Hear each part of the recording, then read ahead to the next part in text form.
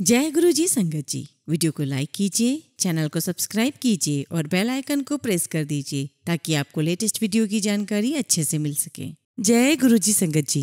गुरु जी का अनंतम अनंतम शुक्राना। गुरु जी के श्री चरणों में कोटि कोटि प्रणाम और गुरु जी की प्यारी प्यारी संगत को जय गुरु जी। संगत जी, हमारे अंदर जो बुराई है वो किसी समाज ने नहीं दी है या किसी व्यक्ति विशेष ने हमें नहीं दी है, बल्कि बुराई खुद जन्म लेती है। हमारा मन ही उसे जगह देता है। जब हम अच्छा बुरा जानते हैं तब उन्हें अपने अंदर पनपने से भी रोक सकते हैं। जैसे एक शराबी जानता है कि शराब पीने से उसको कोई लाभ नहीं है, बल्कि भविष्य में उससे उसे तकलीफ ही होगी, तो क्या वो अपने आप को इस बुराई से दूर नहीं कर सकता है? कर सकता है। बुराई को जानकर पाल कर रखने वाले की गलती होती है, बुराई की नहीं। इस बात को हम सत्संग के अंत में एक कहानी के माध्यम से और समझेंगे। संगत जी, आज का सत्संग भी बहुत सुंदर है, बहुत खास है। आप पूरा सत्संग अंत तक सुने, क्योंकि आप जानते हैं सत्संग के हर शब्द में ढेरों ब्लेसिंग्स होती हैं। अगर आप भी अपना सत्संग हमें शेयर करना चाहते हैं तो सुंदर लिखावट में हिंदी में ईमेल आईडी और व्हाट्सएप पर शेयर कर सकते हैं, और अगर आप चाहें तो ईमेल आईडी और व्हाट्सएप पर टाइप भी कर सकते हैं। तो चलिए संगत जी, हम सत्संग शुरू करते हैं। संगत जी, आज का सत्संग हम गुरु जी की पुरानी और प्यारी संगत गुरदीप कौर आंटी का सुनेंगे। जय गुरु जी, शुक्राना गुरु जी, सारी संगत को जय गुरु जी। गुरु जी की कृपा अपार हुई है जो मैं अपना सत्संग आप सबके साथ शेयर कर रही हूँ। आपको मैं बताना चाहूंगी कि मेरा बेटा और मेरी बहू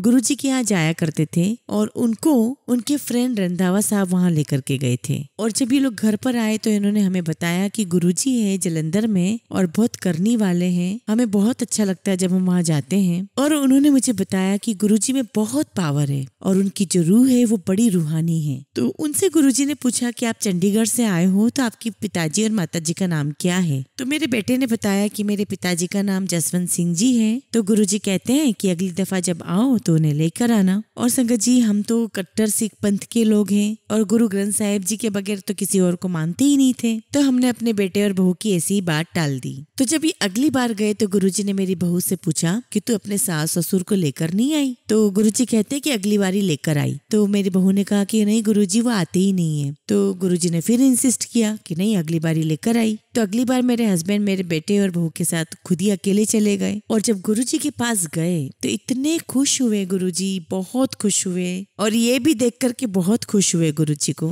क्योंकि मेरे हस्बैंड ने 1982 में 83 में गुरुजी के दर्शन किए हुए थे। मेरे हस्बैंड जॉब करते थे और वहीं पर गुरुजी इनको मिले थे। और जब ये मिले थे गुरुजी से तब इन्हें नहीं लगा था कि ये गुरुजी हैं। तो गुरुजी इन्हें जानते थे और ये भी गुरुजी को जानते थे, इसलिए गुरुजी बहुत खुश हुए इनसे मिलकर। सबका हाल पूछते रहे। जहाँ ये जॉब करते थे वहाँ भी बहुत सारे लोगों को गुरुजी जानते थे। सबका हाल पूछा गुरुजी ने। तो गुरुजी कहते हैं इनको कि नेक्स्ट टाइम आंटी को भी लेकर आना। और जब मुझे बताया तो मुझे भी बहुत अच्छा लगा। मैंने कहा ठीक है, मैं भी चलूंगी नेक्स्ट टाइम। तो मैं पहली दफा 25 अक्टूबर 1995 को सुबह सुबह हम गुरुजी के पास चले गए। तो जब हम गुरुजी के पास गए तो उनका एक महल नुमा छोटी सी कोठी थी जिसमें उनका बसेरा था। हमने बाहर जूते उतारे और हमने घर में एंटर किया। एक साइड किचन था, एक साइड लॉबी थी और उसके साथ ही ड्राइंग रूम था। हमने गुरुजी को जाकर के मत्था टेका। गुरुजी को देखकर रूह को शांति मिल गई। इतनी सुंदर सुंदर पोशाकें डाली हुई थी गुरुजी ने। बैठे हुए थे अपनी चेयर पे, सुंदर चेहरा था, बहुत नूर था। हमें बैठने के लिए बोला गया, हम बैठ गए।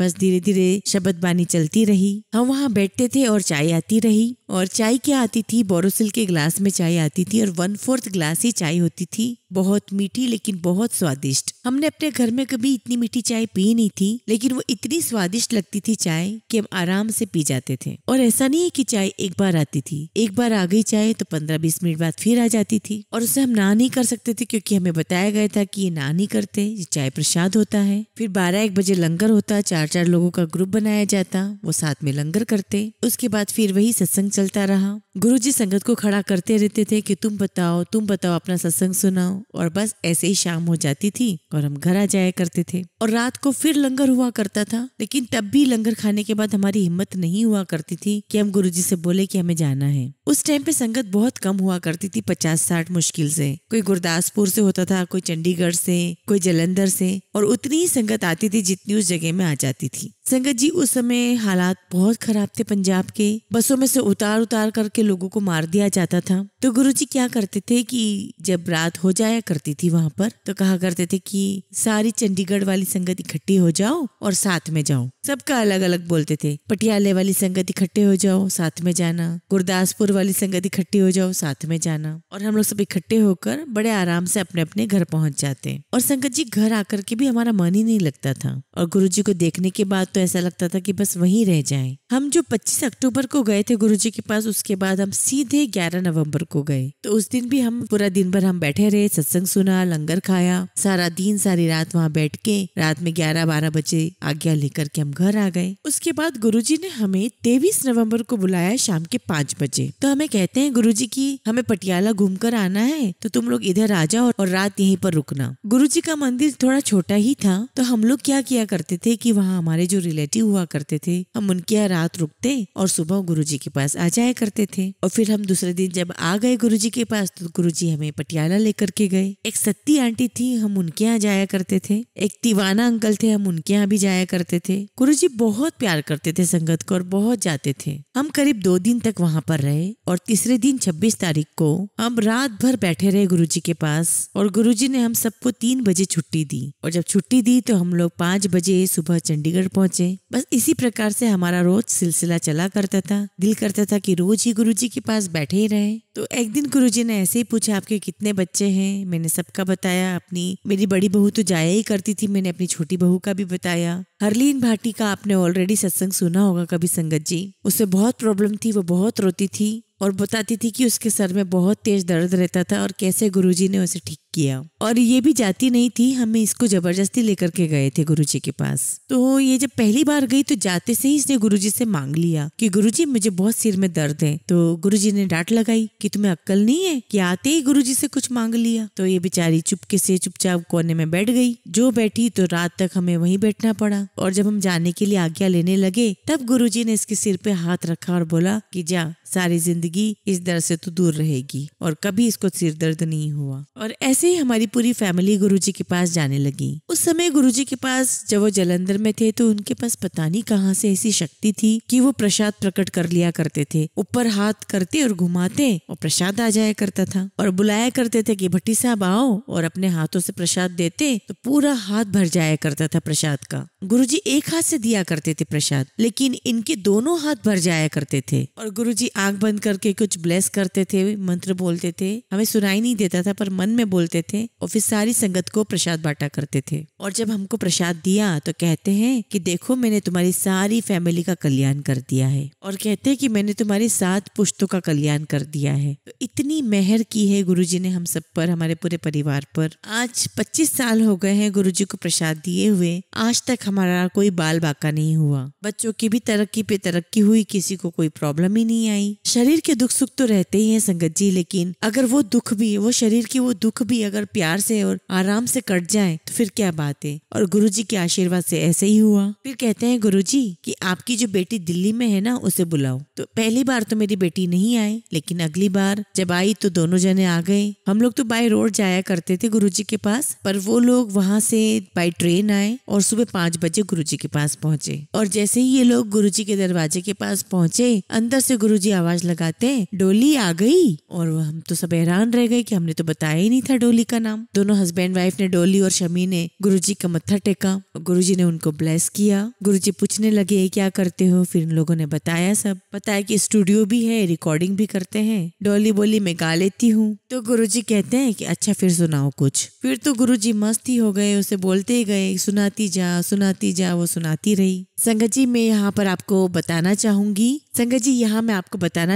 कि दिल्ली मेट्रो ट्रेन में जिनकी आप आवाज सुनते हैं मेल वॉइस में कि दाएं तरफ दरवाजा खुल रहा है या बाई तरफ दरवाजा खुल रहा है, वो कोई और नहीं शमी नारंग अंकल है। और शमी नारंग अंकल अभी हम जिन आंटी का सत्संग सुन रहे हैं उनके जमाई हैं। और जो डोली है वो आंटी की बेटी है और डोली जो है शमी नारंग अंकल की वाइफ है। अब गुरुजी डोली को बोलते ही जा रहे थे सुनाती जा। अब डोली थोड़ी कंफ्यूज हो गई कि मैं क्या सुनाऊं। भजन भी खत्म हो गए, जितने आते थे सारे सुना दिए। फिर वो घबराने लगी तो गुरुजी बोलते हैं बोल बोल, तेको जो मर्जी है वो गा। तो गीत गाने लगी। गुरुजी ने उसे इतनी ताकत बख्शी कि वो 2 घंटे तक गाती ही चली गई। और शमी को ब्रीफकेस मिल गया, वो तबले की लय उस पे देता रहा। तो गुरुजी का आशीर्वाद उन दोनों पर इतना हो गया कि हम क्या ही शब्दों में बताएं। तो गुरुजी ने उन्हें कहा कि तू अपना स्टूडियो बना ले, तो किसी और के स्टूडियो में रिकॉर्डिंग नहीं करेगा। तो शमी ने कहा कि गुरुजी कैसे बना ले अभी हम। बोला कि गुरुजी उसमें तो बहुत कुछ पैसा भी लगता है, बहुत सारे रिसोर्सेस लगते हैं। और गुरुजी की कृपा उन दोनों पर इतनी हुई कि उन लोगों ने स्टूडियो भी बना लिया, उनकी रिकॉर्डिंग भी उसमें होने लगी।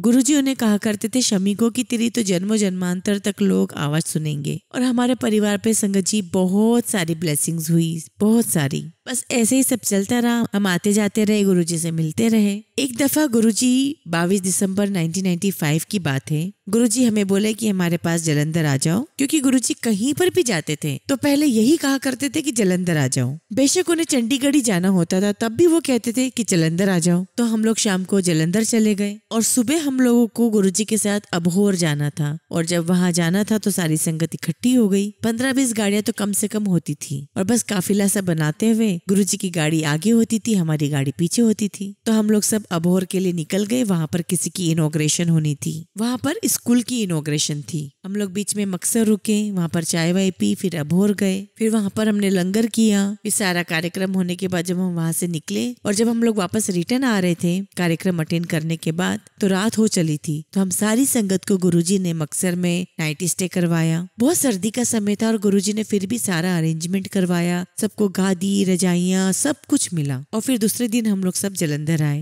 और एक दिन हम लोग जलंधर में ही रुके और फिर कहते हैं कि चंडीगढ़ मुझे जाना ही है, तो मेरे साथ में ही चलना तुम लोग चंडीगढ़। तो हम लोग सब साथ में चंडीगढ़ आए। तो रास्ते में संगत कहने लगी कि भूख लगी है, भूख लगी है। तो जहाँ हम लोग रुके एक ऊंचा सा पिंड था, वहाँ पर एकदम सुनसान सा ढाबा था और गुरुजी की कृपा उस पर इतनी हुई। तो जब गुरुजी वहाँ उसके ढाबे पे खड़े हुए तो उसका लंगर इतना अच्छा बना, इतना अच्छा बना कि सारी संगत ने अच्छे से खाया। और फिर वहाँ से खुशी खुशी सारी संगत गुरुजी के साथ चंडीगढ़ आई। चंडीगढ़ पहुंच के जिसको जहाँ जाना था वो वहाँ निकल लिया। गुरुजी वैसे जनरल आहूजा अंकल के यहाँ रुका करते थे पर बताते नहीं थे। हमें जहाँ ले जाना होता था साथ में वो वहीं तक ले जाया करते थे। बस ऐसा ही हमारा दिल लगा रहा। हम गुरुजी के पास जाते रहे, आते रहे। गुरुजी भी हमें कई जगहों पर ले जाते रहे। एक बार गुरुजी अपने जन्म स्थान डुगरी मंदिर में जा रहे थे सब संगत को लेकर के। तो रास्ते में एक जगह पर रुके तो उनके जो गुरुजी के भाई साहब है, तो गुरुजी के जो भाई साहब है और जो भतीजे है, उन्होंने वहाँ पर लंगर ला करके दिया। उन्होंने बहुत सारे पराठे ला करके दिए, एक डिब्बा भर करके, और उसके साथ अचार सब्जी थोड़ी सी थी।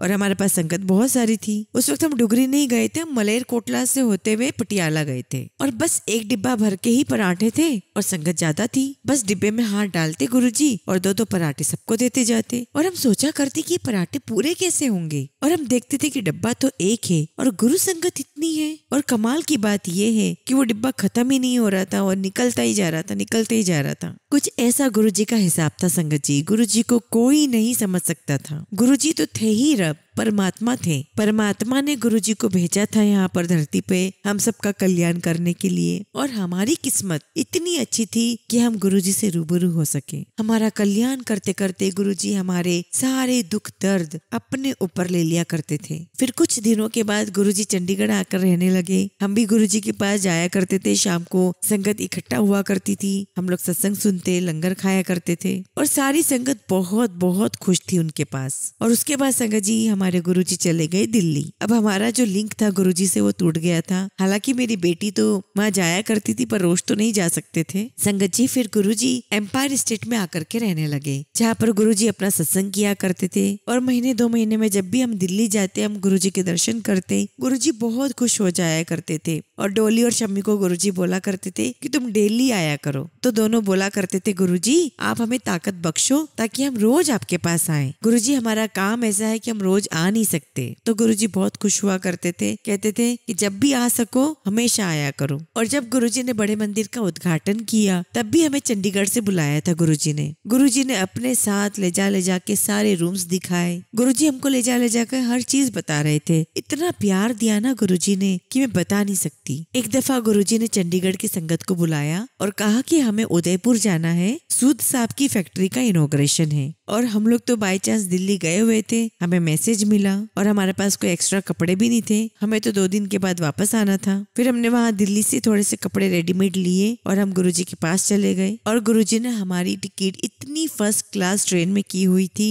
कि मैं बता नहीं सकती। अब हम लोग संगत जी 1 बजे अजमेर पहुंच गए और जब हम अजमेर पहुंचे तो हमारे पास 2 घंटे थे। तो गुरुजी कहते हैं कि जिसने भी अजमेर शरीफ में मत्था टेक कर आना है वो अब मत्था टेक आओ। तो गुरुजी का हुक्म हुआ तो सारी संगत हम गुरुजी के कहे अनुसार हम अजमेर शरीफ मत्था टेकने गए। मत्था टेका, उसके बाद हमारा लंगर तैयार था 1 बजे। फिर हमने लंगर खाया और लंगर खाने के बाद हमारी उदयपुर के लिए बसें थी। हम लोग सब बसों में चल पड़े और रास्ते में एक भीम गांव आया था, वहाँ पर बस रुकी और गुरुजी ने वहाँ पर सबको चाय प्रसाद चखाया और फिर चाय वाय पी करके हम लोग वहाँ से चल पड़े और फिर हम उदयपुर 9 बजे पहुंचे और ये बात होगी करीब 8/4/98 की। और वहां जाकर के संगत जी हमारी होटल तैयार थी, हमें आनंद होटल में ठहराया गया और वहां पर हमें तुरंत हमारे लिए डिनर तैयार था और डिनर खा करके हमें बोला गया कि आप लोग अब सब लोग अपने अपने रूम में सो जाओ और सुबह आपको 8:30 बजे ब्रेकफास्ट मिलेगा। और रात में तो हम थके हुए थे ही, बड़े आराम से हमने नींद ली और सुबह हम लोग तैयार होकर के निर्धारित समय पर तैयार होकर के ब्रेकफास्ट के लिए आ गए। और होटल से जहाँ पर हमें जाना था उनकी फैक्ट्री के लिए इनॉग्रेशन में, वो दूर थी और वहाँ जाने के लिए बसें फिर से आ गई थी। हम वहाँ चले गए, वहाँ फैक्ट्री का उद्घाटन किया गुरुजी ने। क्या नजारा था मैं बता ही नहीं सकती। और फिर वहाँ पर सारा उद्घाटन होने के बाद गुरुजी ने सबको गिफ्ट बांटे, बहुत ही प्यारे गिफ्ट थे जिसमें चांदी के गिलास थे। उद्घाटन के बाद सत्संग हुआ और सत्संग के बाद वापसी थी हमारी। फिर आए हम लोग अजमेर और अजमेर में हमारी शाम की ट्रेन थी। हम लोग सब ट्रेन में बैठे और इतना आनंद आया। हम लोग सारी संगत साथ में बैठते थे, बहुत गप्पे मारते थे, बातें करते हुए आते थे। हम लोग नाचते गाते, हम लोग खूब इंजॉय करते हुए आते और उस इंजॉयमेंट को हम सारी जिंदगी नहीं भूल सकते। और फिर हम सुबह दिल्ली पहुंच गए। संगत जी ऐसे प्यारे हमारे गुरुजी थे। संगत जी गुरुजी की हमारे ऊपर इतनी मेहरबानियां हैं, इतनी मेहरबानी है, हम आज भी वो नज़ारे नहीं भूल सकते। हमारी आंखों में आज भी वो नज़ारे ज्यों की त्यों हैं। और जब भी मिलते मुझे तो बहुत रोना आता है, बहुत प्यार के आंसू निकलते। या फिर मैं भी मंदिर भी आती हूँ, उनका स्वरूप भी देखती हूँ तो मेरी आंखों में प्यार के आंसू निकल पड़ते हैं। संगत जी गुरुजी जानी जान इतने थे कि उनको हर संगत का पता था कि किसके साथ क्या हो रहा है और क्या होगा। संगत जी गुरुजी इतने जानी जान थे कि वहाँ बैठे बैठे ही बोल दिया करते थे कि उसको इतनी तकलीफ है, उसको बुलाओ यहाँ पर, और हम लोग ले भी आया करते थे। संगत जी हमारे तो खुद के घर परिवार में बहुत कुछ हुआ है, बहुत कुछ गुरुजी की ब्लेसिंग्स मिली है। हरलीन आंटी ने भी बताया है उनकी तकलीफ कैसे गुरुजी ने दूर की है और हम पर गुरुजी ने इतनी कृपा की है, इतनी कृपा की है कि हम लोग बयान ही नहीं कर सकते। जय गुरुजी, शुक्राना गुरुजी, अनंतम शुक्राना गुरुजी। संगत जी अगला सत्संग हम गुरुजी की ही प्यारी और पुरानी संगत है सुनीता नारायण आंटी, उनका सत्संग सुनेंगे। गुरुजी का लख लख शुक्राना और गुरुजी की प्यारी संगत को कोटि कोटि नमन। आज गुरुजी ने मुझे मौका दिया है कि मैं अपना सत्संग शेयर करूं। गुरुजी के साथ जुड़े हुए उस समय को, उस पल को हम दोबारा रिकॉल कर सकें। जैसे पुरानी संगत ने गुरुजी के साथ इतना टाइम बिताया, हमने उतना तो नहीं बिताया, लेकिन जितना टाइम भी हमें गुरुजी ने अपने साथ बिताने के लिए दिया, जो भी टाइम हमने गुरुजी के साथ स्पेंड किया जब गुरुजी फिजिकल फॉर्म में थे, और जब मैं उनको याद करती हूँ, those was the golden days of my life, तो मुझे बहुत याद आता है कि गुरुजी हम आपके पास बैठा करते थे, आपके चरण छूते थे, आपसे बातें करते थे, सत्संग सुनते थे। बहुत सुंदर समय था, बहुत प्यारा। वैसे तो गुरुजी ने मुझे अपने पास आने का बुलावा भेज दिया था 2005 में ही, लेकिन कनेक्शन जुड़ा 28 जनवरी 2006 जब गुरुजी गुड़गांव को ब्लेस करने के लिए लेजर जेली पार्क में आए थे। संगत जी हमारी कॉलोनी में काफी गुरु परिवार रहते हैं और उन्हीं में से एक आंटी जो हमें कहती है कि ऐसे ऐसे हमारे गुरुजी हैं और वो गुड़गांव को ब्लेस करने आए हैं, तो तुम भी अपने बच्चों को लेकर के लेजर वैली आओ। और वो 28 जनवरी 2006 का दिन था। तो मैंने कहा कि आंटी अच्छा ठीक है, मैं पक्का तो नहीं बोलती, लेकिन मैं कोशिश करूंगी कि मैं बच्चों को लेकर के आऊँ। और नेक्स्ट डे मॉर्निंग में मेरे हस्बैंड दिल्ली में जॉब करते हैं, तो वो दिल्ली चले गए। तो मुझे लग रहा था कि मैं जाऊँ नहीं जाऊँ, क्या करूँ। इतने में उन्हीं आंटी का फोन आता है कि हम लोग सब कार में निकल रहे हैं और तुम्हारी इतनी जगह है तो तुम आ सकती हो हमारे साथ। तो मैंने कहा मैं तो अभी नहाई भी नहीं हूँ, मुझे टाइम लगेगा। तो आंटी कहती कि जो भी है तो फटाफट 10 मिनट में तैयार हो जाओ। तो कहती कि हम पार्किंग में वेट कर रहे हैं तो फटाफट आ जाओ। तो मैंने कहा ठीक है, मैं 10 मिनट में तैयार होकर आती हूँ। और मैंने सब फटाफट में सब काम फिनिश करके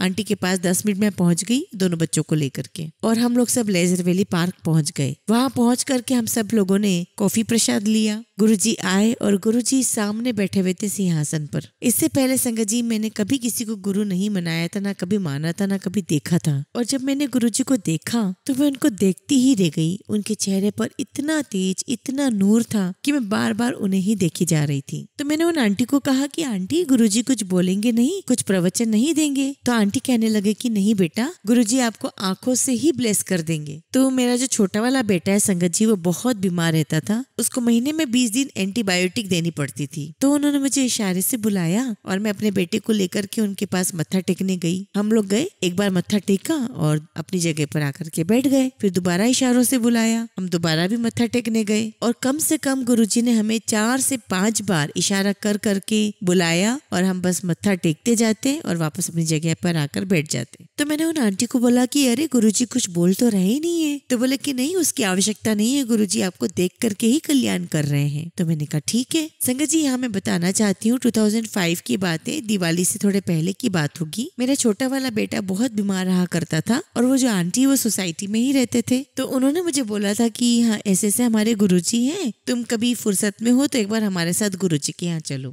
तो मैंने कहा हाँ आंटी जरूर चलेंगे। और एक बार इसको बहुत ज्यादा तकलीफ शुरू हो गई और जब ये तकलीफ शुरू होती थी तो आधी आधी रात मैं लेकर रहती थी इसको और आधी आधी रातों तक मेरे हस्बैंड इसको लेकर के रहते थे। और उस समय पे हम लोग बहुत ज्यादा परेशान हो गए थे और चिड़चिड़े भी बहुत हो गए थे। तो एक बार उसे बहुत तेज हाई फीवर आ गया। तो इतने में आंटी को फोन आया और बोला कि अभी बेटे की तबीयत कैसी, क्योंकि उन्हें कहीं से पता चला होगा। तो मैंने कहा कि नहीं आंटी अभी ठीक तो नहीं है। तो उन्होंने अपने पास से मुझे गुरुजी का एक छोटा स्वरूप दिया और कहा कि ये जो स्वरूप है ये अपने बेटे के पलंग के तकिए के नीचे रख दो और चिंता मत करो, गुरुजी है ना, सब कुछ ठीक हो जाएगा और वो सो भी जाएगा। और मैं कहूँ कि आंटी ऐसे कैसे होता है, ऐसे कैसे हो सकता है कि आप जो मुझे स्वरूप दोगे वो मैं मेरे बेटे के तकिए के नीचे रख दूं और वो गहरी नींद में सो भी जाएगा? ऐसा तो मुझे नहीं लगता। जब मैंने उनका विश्वास देखा, उनका फेथ देखा, उनके फेथ को देखते हुए, उनके विश्वास को देखते हुए मैंने बोला चलो ठीक है, मैं गुरुजी का स्वरूप अपने बेटे के पलंग के नीचे यानी कि तकिए के नीचे रख देती हूँ। और ये बात हमारे लिए सबके लिए इतनी शॉकिंग थी कि जिस रात को हमने गुरुजी का स्वरूप उसके तकिए के नीचे रखा, उस रात ना मुझे जागना पड़ा, ना मेरे हस्बैंड को जागना पड़ा और ना ही इसे हमें ले लेकर दौड़ लगानी पड़ी। और उस पूरी रात को वो भी आराम से सोया और हम दोनों भी आराम से सोए। और जब हम सुबह उठे तो मुझे रियलाइज हुआ कि कोई तो पावर है गुरुजी में, वरना इतने समय से वो पेन में है और इतने समय से हम लोग इतनी हमारी नींदें खराब हो रही है, तब तो कुछ भी नहीं हुआ। तो अगले दिन मुझसे आंटी ने बात की तो मैंने पूछा आंटी ये जो गुरुजी का स्वरूप आपने मुझे दिया है, ये गुरुजी कहाँ रहते हैं और इनसे कब और कैसे मिल सकते हैं? आंटी कहती है कि गुरुजी एम्पायर स्टेट में बैठते हैं थर्सडे, फ्राइडे, सैटरडे, संडे। तो तुम जब भी चल सकती हो मेरे साथ चलो, शाम के 7 बजे से गुरुजी वहाँ बैठते हैं। और इस बीच में आ गई दिवाली और दिवाली पे हम लोग चले गए अपने इन लॉज के पास। तो जब हम दिवाली करके वापस लौट रहे थे तो रास्ते में अलीगढ़ आया। तो अलीगढ़ से 10-12 किलोमीटर पहले जो जगह है वहाँ पर हमारी गाड़ी, हम लोग ट्रेन से नहीं गए थे, हम लोग टैक्सी लेकर के गए थे। तो उस जगह पर हमारा बस के साथ बहुत बुरा एक्सीडेंट हुआ और वो इतनी तेजी से टकराई कि हमारी गाड़ी 3 से 4 बार चक्री खाई। मैं, मेरे अंकल और मेरे दोनों बच्चे और साथ में ड्राइवर, हम सभी उस कार में थे। और 4 बार चक्कर खाते खाते हमारी गाड़ी लुढ़कते लुढ़कते एक खाई में जाकर गिरी और बिल्कुल सीधी खड़ी हो गई। और आप इमेजिन कर सकते हो कि पीछे के 2 पहियों पर गाड़ी खड़ी हो गई और जो गाड़ी का जो विंड स्क्रीन था उसे तोड़कर गांव के लोगों ने हमें एक एक जन को उस कार में से निकाला। और उस समय शाम का समय होगा, 6-6:30 बजे का, और गांव के सारे लोग इकट्ठे हो गए थे। और जब हमें एक एक करके बाहर निकाला तो उन लोगों ने कहा कि आप लोग सारी पूरी फैमिली बहुत बहुत लकी हो कि आपकी पूरी फैमिली का बाल भी बाका नहीं हुआ, सब लोग सही सलामत बाहर आ गए हैं। वरना ये वो बदनाम जगह है कि जहाँ रोज का कोई ना कोई यहाँ पर एक्सीडेंट होता ही है और उसकी डेथ होती ही है। तो आपके ऊपर किसी ईश्वरी कृपा है, किसी का साथ है, किसी का आशीर्वाद है, तो उस ऊपरी शक्ति ने आपको बचा लिया है। ये सारे वर्ड्स थे वहाँ के लोगों के। हमारा जिस जगह पर पर एक्सीडेंट हुआ था वहाँ से रोड के दूसरी साइड पर शिव शक्ति का एक मंदिर भी था, जहाँ हमें बाद में पता चला। और ये इंसिडेंट संगत जी मैं आपको इसलिए बता रही हूँ क्योंकि जब हमारा ये एक्सीडेंट हुआ, गुरुजी का वो फोटोग्राफ जो उन आंटी ने मुझे मेरे बेटे के सिरहाने के नीचे रखने के लिए दिया था, वो स्वरूप गुरुजी का मेरे पास मेरे पर्स में था। तब आपको पता चल रहा होगा कि हम लोग क्यों सेफ थे, हम लोग क्यों बच गए उस बदनाम जगह से। And it was all Guruji's blessings, उनकी कृपा थी हमारे ऊपर। और ये गुरुजी की कृपा ही थी कि हम लोग सब लोग सही सलामत वापस घर पर आ गए। और उसके बाद हम लोग एम्पायर स्टेट गुरुजी के मंदिर गए। और वो पहला दिन भी हमारा 28 जनवरी शनिवार था। और तब से लेके आज तक हम मैक्सिमम समय सैटरडे ही जाते हैं। शायद गुरुजी ने हमें सैटरडे ही ब्लेस करके दिया है। तो जब हम गुरुजी के पास एम्पायर स्टेट में गए तो गुरुजी वहीं अपनी गद्दी पर बैठे हुए थे। और वहां जाकर हमें बहुत अच्छा लगा, बहुत पीस ऑफ माइंड मिला, बहुत शांति मिली। तो हमने वहां पर लंगर खाया, गुरुजी को मत्था टेका। और गुरुजी को मत्था टेकने के बाद जैसे ही हम निकल के आते थे और जब हम मत्था टेकते थे संगत जी, तो हमारा जो सर ढका होता था जिस चुन्नी से, वो चुन्नी जब गुरुजी के चरणों से लगती थी उसमें इतनी फ्रेग्रेंस आ जाती थी कि हम रास्ते भर उसकी फ्रेग्रेंस महसूस करते थे। और घर आकर के तो यह स्थिति हो जाती थी कि बस इस चुन्नी को धोना नहीं है क्योंकि इसमें गुरुजी की खुशबू है। तो बस ऐसे हम लोग गुरुजी के पास जाते रहे। तो 1 महीने के बाद वहां पर क्या हुआ कि अनाउंसमेंट हो गई, अब कोई भी बच्चों को लेकर के वहां नहीं आएगा और हस्बैंड और वाइफ में से कोई एक जना हो, क्योंकि हस्बैंड या वाइफ में से कोई एक जना बच्चे को रखे घर पे। अब हुआ ये संगत जी कि हमारी सोसाइटी में काफी सारे परिवार गुरुजी की संगत है। तो वहां पर हम लोगों ने आपस में कोऑर्डिनेट कर लिया। तो जितने भी गुरु परिवार है, कोई सैटरडे को जाता था, कोई थर्सडे को, फ्राइडे को, संडे को, सब अलग अलग दिन जाते थे। तो हमने आपस में डिसाइड कर लिया था कि जब आप जाओगे तो हम आपके बच्चों को संभालेंगे और जब हम लोग जाएंगे तो आप लोग हमारे बच्चों को संभालोगे। अब एक बार क्या होता संगत जी कि मेरे छोटे बेटे को बहुत तेज फीवर आता है और हमने उसको दवाई देकर सुलाया भी। तो हमें लगा कि उसने दवाई ली है तो सो जाएगा, तो हम जल्दी ही लंगर खा के गुरुजी को मत्था टेक कर आ जाएंगे। और हमने उसे दवाई दे करके छोड़ भी दिया था कि ये सो जाएगा और हम लोग एम्पायर स्टेट से जल्दी आ जाएंगे। लेकिन हुआ ये संगत जी कि जब हम पार्किंग तक पहुंचे तो आंटी दौड़ते दौड़ते हमारे पास पार्किंग तक आई और कहने लगी कि शायद वो तुम्हारे बिना रहेगा नहीं। और उन्होंने कहा कि प्लीज अब इसे अपने साथ ही ले जाओ क्योंकि ये रहेगा नहीं। अब ये हो गया कि भैया बच्चों को ले जाना नहीं है और ये यहाँ पर अभी रख नहीं रहे हैं। और एक प्रकार का हमारा खिंचाव हो गया था गुरुजी से, हमें तो जाना ही जाना था। हम लोग ऑलरेडी गाड़ी में बैठ चुके थे और उन आंटी ने मेरे बेटे को गाड़ी में ही ला करके दे दिया। तो हम अपने बेटे को लेकर के एम्पायर स्टेट पहुंच गए। लेकिन संगत जी आप तो जानते हैं गुरुजी तो जानी जान है। तो गुरुजी कहते थे कि जब से आप घर से रवाना होते हो मेरे पास आने के लिए, मैं तब से आप सबके साथ साथ हो जाता हूँ। और जब संगत की एम्पायर स्टेट में एंट्री होती थी तो गुरुजी अपनी आंखों से सारा कुछ स्कैन कर लिया कर लेते थे, आगे का, पीछे का, प्रेजेंट का, सब कुछ। तो हम लोग अपने बेटे को लेकर के एम्पायर स्टेट पहुंचे और वहां पहुंचकर मैंने इनको कहा कि आप पहले मत्था टेकाओ, मैं तब तक अपने बेटे को लेकर बैठती हूँ, फिर मैं मत्था टेकाऊंगी। और बस हमने जो डिसाइड किया था वही किया। पहले अंकल ने मत्था टेका और फिर उन्होंने हमारे बेटे को लिया और फिर मैंने मत्था टेका। और हम लोग फिर ऊपर जाकर के हॉल में एकदम कोने में फ्रिज के पास जगह थी, वहां जाकर के बैठ गई बेटे को लेकर और मेरा बेटा गोद में सोता रहा। और इसी बीच में सिंगला अंकल चाय प्रसाद का ट्रे लाए और सबको देते हुए आ रहे थे। और मुझे लगा कि अब वो मेरी तरफ आ रहे हैं और मेरी गोद में बच्चा देखेंगे तो जरूर मुझ पे चिल्लाएंगे कि एक बार मना कर दिया था फिर बच्चे को क्यों लेकर आई। तो मैंने ऐसे ही गुरुजी से मनी मन प्रे किया कि गुरुजी मैं बस अपने बच्चे को ले आई हूँ, आप तो सब कुछ जानते हो कि मैं किस स्थिति में इसको लेकर आई हूँ। और मैंने अपनी आंखें बंद कर ली और ऐसे किया जैसे कि मैं बहुत ध्यान में हूँ। इतने में सिंगला अंकल आए और अंकल ने आकर के जैसे ही चाय प्रसाद के लिए बोला, मैंने चाय प्रसाद लिया और चाय प्रसाद देकर के वो जैसे ही जाने लगे मैंने मन में बोला गुरुजी थैंक यू सो मच, मुझे डांटनी पड़ी। और इतनी देर में देखती हूँ कि वापस सिंगला अंकल मेरी तरफ ही आ रहे हैं और जैसे ही वो मेरी तरफ आए मुझे लगा अब तो पक्का मुझे डांट पड़ेगी। तो आकर के मुझे कहते हैं कि आंटी इसको गोदी में लेकर के कब तक बैठे रहोगी, वहाँ साइड में एक सेठी रखी हुई है वहां पर ले जाकर इसको लिटा दे, तो आराम से चाय प्रसाद पी। और मैं ये बात सुनकर के इतनी हैरान रह गई। मैंने जय गुरु जी बोला और मैंने अपने बेटे को वहाँ पास में सेठी पर लिटा दिया और मैंने गुरु जी को बहुत बहुत थैंक यू दिया। और फिर शाम के समय लंगर प्रसाद स्टार्ट हुआ, हमने लंगर प्रसाद खाया। और जब लंगर प्रसाद हम खाते थे तो लंगर प्रसाद के दौरान मेरा बेटा ऐसे उठकर बैठ जाया करता था जैसे बहुत महीनों का भूखा हो। और सबसे बड़ी बात संगत जी वो इतना स्पाइसी, इतना मिर्ची वाला लंगर वो खा लिया करता था। जिस लंगर प्रसाद को खाकर बड़े से बड़े लोग को मिर्ची लगा करती थी और ये आराम से चम्मच से लाल चटनी, हरी चटनी सब खा लिया करता था। और मुझे ऐसा लगता था कि शायद गुरुजी इसे इसकी मेडिसिन खिला रहे हैं। जब हम लंगर प्रसाद लेने के बाद ऊपर वापस गए गुरुजी के पास, तो हम ऐसी जगह पर जाकर बैठ गए कि ताकि हम गुरुजी की नजर में न आए, क्योंकि गुरुजी से डांट पड़ जाएगी कि मना किया था बच्चा लाने के लिए। और जाने के समय भी हमने वैसे ही मत्था टेका। पहले अंकल मत्था टेक कर आए और मैंने तब तक बच्चे को संभाला, फिर मैं मत्था टेक करके आई। संगत जी, ये मैं सब कुछ आपको इसलिए बता रही हूँ कि हमें लगता है कि छोटी छोटी सी चीजें अगर हम गुरुजी से छुपा लेंगे तो गुरुजी को कुछ पता नहीं चलेगा। नहीं संगत जी, गुरुजी को सब